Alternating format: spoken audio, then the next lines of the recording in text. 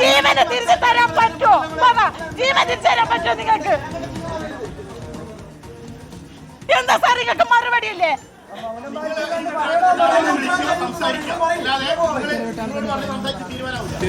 ഞാൻ ഉത്തരവിട്ട് പോയേ. എന്റെ ചെറിയച്ഛനാണ് ഈ കിടക്കുന്നത്. മനസ്സിലായോ?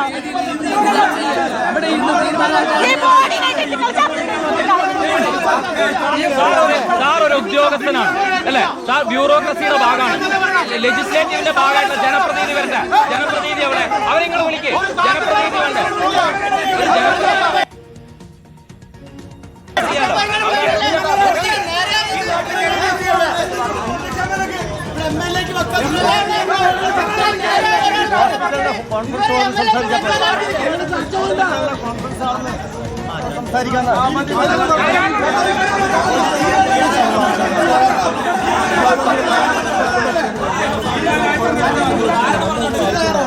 എന്റെ ആവശ്യം എന്ന് പറഞ്ഞാൽ ഇവിടെ നഷ്ടപരിഹാരം കിട്ടണം.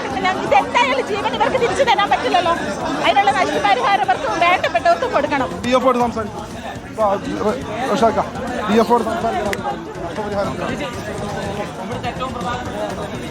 ഓരോ ഒളിച്ചോടാണോ? അവര് വരട്ടെ, അവര് സംസാരിക്കണ്ടേ, അവര് തറയണ്ടേ അല്ല, അവരറിയണ്ടേ. നിങ്ങൾക്ക് ഉത്തരവാദിത്തത്തിന് പുറകെ പോവാം, നിങ്ങൾക്ക് ഉത്തരവാദിത്തത്തിന് പുറകെ പോവാം.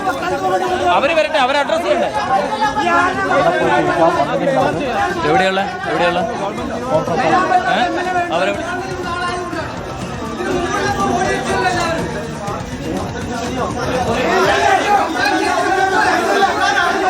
അതിവൈകാരികമായിട്ട് തന്നെയാണ് നാട്ടുകാർ പ്രതിഷേധിക്കുന്നത്, ബന്ധുക്കൾ പ്രതിഷേധിക്കുന്നത്. നഷ്ടപ്പെട്ടു പോയ ജീവൻ തിരികെ നൽകാൻ നിങ്ങൾക്ക് സാധിക്കുമോ എന്ന് ഉദ്യോഗസ്ഥരുടെയും പോലീസുകാരുടെയും മുഖത്ത് നോക്കി ബന്ധുക്കൾ ചോദിക്കുകയാണ്. അവർക്ക് മുന്നിൽ മറുപടിയില്ലാതെ നിസ്സഹായാവസ്ഥയിലാണ് DFO അടക്കമുള്ള ഉദ്യോഗസ്ഥർ നിൽക്കുന്നത്. പോലീസുമായി വലിയ വാക്കേറ്റം നടക്കുന്നു. MLA എവിടെ?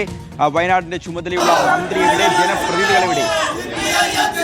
ഇപ്പോൾ മുദ്രാവാക്യം വിളിച്ചുകൊണ്ടാണ് നാട്ടുകാർ പ്രതിഷേധിക്കുന്നത്. ദീപക് മോഹനിലേക്ക് പോകാം. ദീപക്, അപ്പോൾ നാട്ടുകാരുടെയും ബന്ധുക്കളുടെയും ചോദ്യത്തിന്, അവരുടെ ന്യായമായ ആവശ്യങ്ങൾക്ക് മറുപടി പറയാൻ ഉദ്യോഗസ്ഥർക്കും പോലീസിനൊന്നും സാധിക്കുന്നില്ല. അപ്പോൾ എന്ത് ചെയ്യും ഇനി?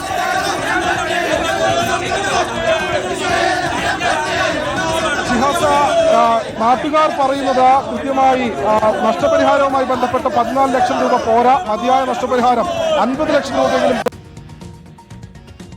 അവർക്ക് കൃത്യമായ മറുപടി നൽകി. അല്പം മുൻപാണ് രാജുവിന്റെ ബന്ധു അടക്കം എന്ന് പറഞ്ഞത് അവർക്ക് മതിയായ നഷ്ടപരിഹാരം നൽകണമെന്ന് പറഞ്ഞു. അതുമായി ബന്ധപ്പെട്ട് ഒരു ചർച്ച നടത്തുവാൻ DFOയുമായി ചർച്ച നടത്തുവാൻ തയ്യാറാണോ എന്നുള്ള രീതിയിലാണ് പ്രതിഷേധക്കാരടക്കം ഇവിടെ മറ്റ് പോലീസ് ഉദ്യോഗസ്ഥരുമായി ചർച്ച നടത്തുന്നത്. നമുക്ക് ദൃശ്യങ്ങളിൽ കാണാം. വലിയ മുദ്രാവാക്യം, വലിയ പ്രതിഷേധം മാനന്തവാടി മെഡിക്കൽ കോളേജ് ആശുപത്രിയുടെ അത്യാഹിത വിഭാഗത്തിന് മുൻപിലുണ്ട്. പോലീസിന്റെ വലിയൊരു വിന്യാസമുണ്ട്, വനം വകുപ്പ് ജീവനക്കാരുണ്ട്. പ്രതിഷേധക്കാർ ഒരു കാരണവശാലും ഇവിടെ നിന്ന് പിരിഞ്ഞു പോകില്ല. കാരണം കൃത്യമായി ഈ കാട്ടാന ജനവാസ മേഖലയിൽ നിന്ന് തടയാനുള്ള ഫെൻസിംഗ് പ്രതിരോധ സംവിധാനങ്ങൾ എങ്ങനെ ഇവർ നടപ്പിലാക്കുമെന്നുള്ളത് നാട്ടുകാർക്ക് ഉറപ്പു നൽകണം. ഇനിയൊരു ജീവനും കാട്ടാനക്കരിയിൽ പൊലിയരുത്. അതോടൊപ്പം ഈ മരിച്ച രാജുവിന്റെ കുടുംബത്തിന് കൃത്യമായ നഷ്ടപരിഹാരം നൽകണമെന്നാണ് ഇപ്പോൾ ഒരു തീരുമാനം ഉണ്ടായിരിക്കുന്നു. ഇതുമായി ബന്ധപ്പെട്ട MLA ഉൾപ്പെടെ ബന്ധപ്പെട്ട ഉദ്യോഗസ്ഥന്മാരുമായി ചർച്ച നടത്താൻ വേണ്ടി തീരുമാനിച്ചിട്ടുണ്ട്. അതുവരെ ബോഡി ആംബുലൻസിൽ വെക്കും. ആംബുലൻസിൽ വെച്ചതിന് ശേഷം ചർച്ചയ്ക്ക് തീരുമാനമായതിനു ശേഷമാണ് മോർച്ചറിയിലേക്ക് മാറ്റാൻ വേണ്ടി അനുവദിക്കുള്ളൂ. ചർച്ചയ്ക്ക് പോകുന്നത് ജനപ്രതിനിധി ഉൾപ്പെടെയുള്ള അവിടുത്തെ ഗ്രാമപഞ്ചായത്ത് പ്രസിഡന്റ്, പാർട്ടി ലീഡർമാരുണ്ട്. അവരൊക്കെ ചർച്ചയ്ക്ക് പോകും. ഷിഹാസ, ഇപ്പോൾ ഇവർ പറയുന്നത് ജനപ്രതിനിധികൾ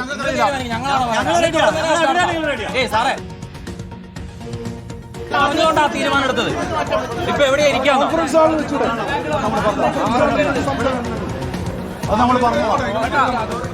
ഷിഹാസ, ഇവർ പറയുന്നത് ജനപ്രതിനിധികളും ഒപ്പം വനം വകുപ്പിന്റെ ഉന്നത ഉദ്യോഗസ്ഥരടക്കമുള്ള ആളുകളുമായി ചേർന്നൊരു ചർച്ചയ്ക്ക് തയ്യാറാണ്. അതുവരെ രാജുവിന്റെ മൃതദേഹം തൊട്ടു മുൻപിൽ തന്നെ നിർത്തിയിട്ടിരിക്കുന്ന ആംബുലൻസിലേക്ക് മാറ്റും. ആ ചർച്ചയിലുണ്ടാകുന്ന തീരുമാനത്തെ തുടർന്നായിരിക്കും മൃതദേഹം ഇവിടെ നിന്ന് കൊണ്ടുപോകാൻ അനുവദിക്കുക എന്നാണ് പറയുന്നത്.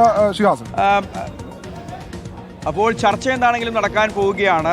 ദീപക്, ഒരു പ്രധാനപ്പെട്ട കാര്യമുണ്ടല്ലോ, ഇവർ ആവർത്തിച്ച് ഈ ബന്ധുക്കളും നാട്ടുകാരും ചോദിക്കുന്നുണ്ട്, ഞങ്ങളുടെ MLA എവിടെ? ഈ ഒരു വയനാട്ടിലെ ചുമതലയുള്ള മന്ത്രി എവിടെ?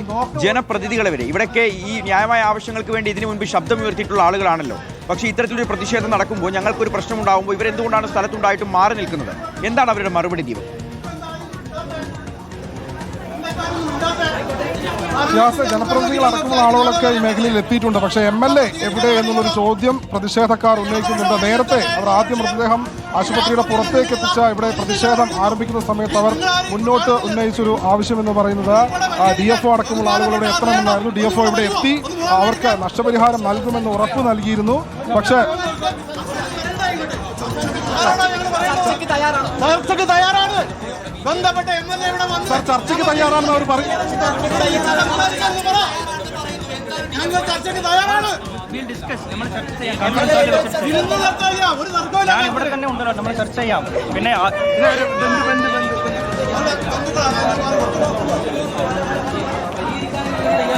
ബന്ധു